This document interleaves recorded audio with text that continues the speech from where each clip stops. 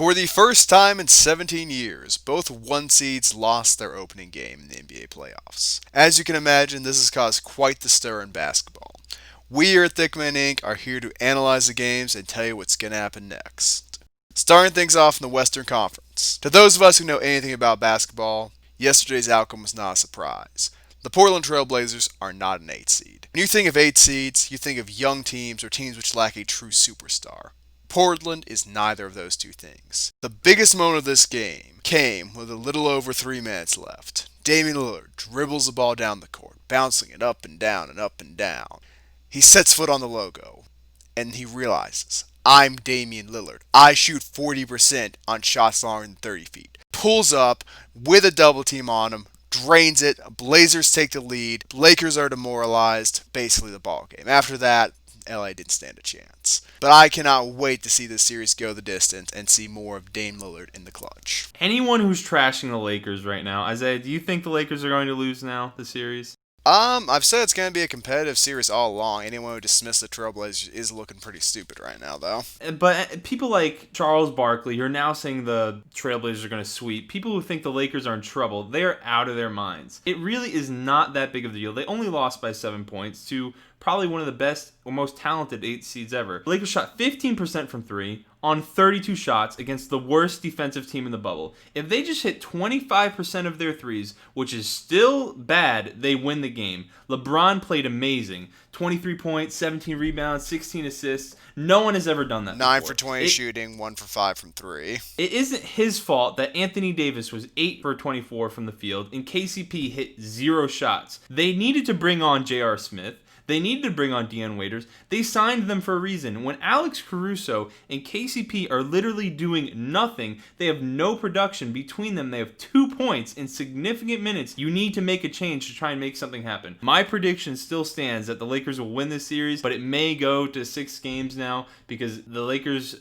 they took the whole bubble and they're still not hitting shots. But if they just hit a few more shots, they're going to be able to win the series. Let's not forget the fact that Anthony Davis shot 17 free throws, getting a bit of a helping hand from the refs there. Still had a terrible offensive night. LeBron, like I mentioned earlier, 1 for 5 from 3. Anthony Davis, 0 for 5 from 3. 8 for 24 from the field in total. Not a good offensive night by any means for your Los Angeles Lakers.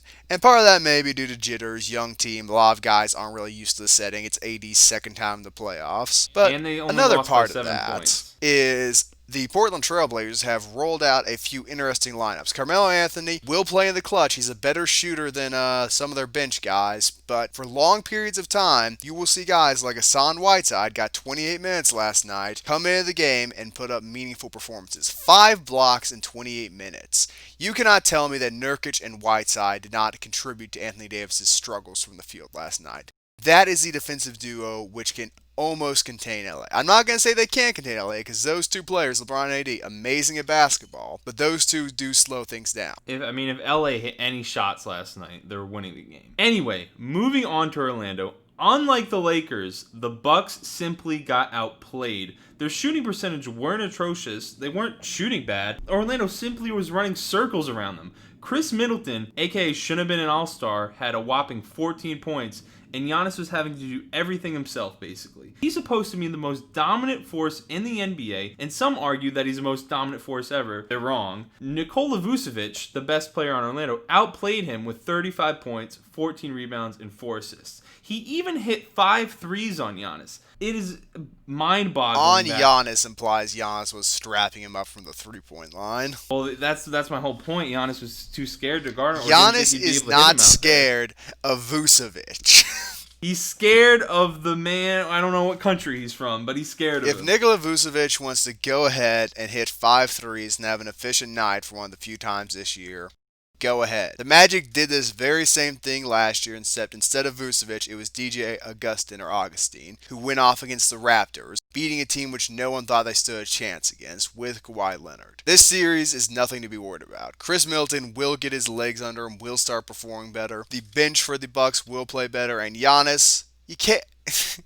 You're saying 31, 17, and 7 is getting outperformed. Giannis had an amazing night. He is going to... If Giannis was LeBron James, you would not have mentioned his shortcomings. You would have said, oh, Giannis needs more help. But we don't like looking at double I didn't standards mention like it. that. I just said he got outplayed by Vucevic. He did not get he's outplayed by supposed Vucevic. he's supposed to be the MVP of the league. He is He's the going to MVP be the of the MVP. league. Not technically, not yet. Reigning. But he's the MVP of the league, and you have Vucevic putting up 35 points on 5 from 8 from the 3, and he's a center.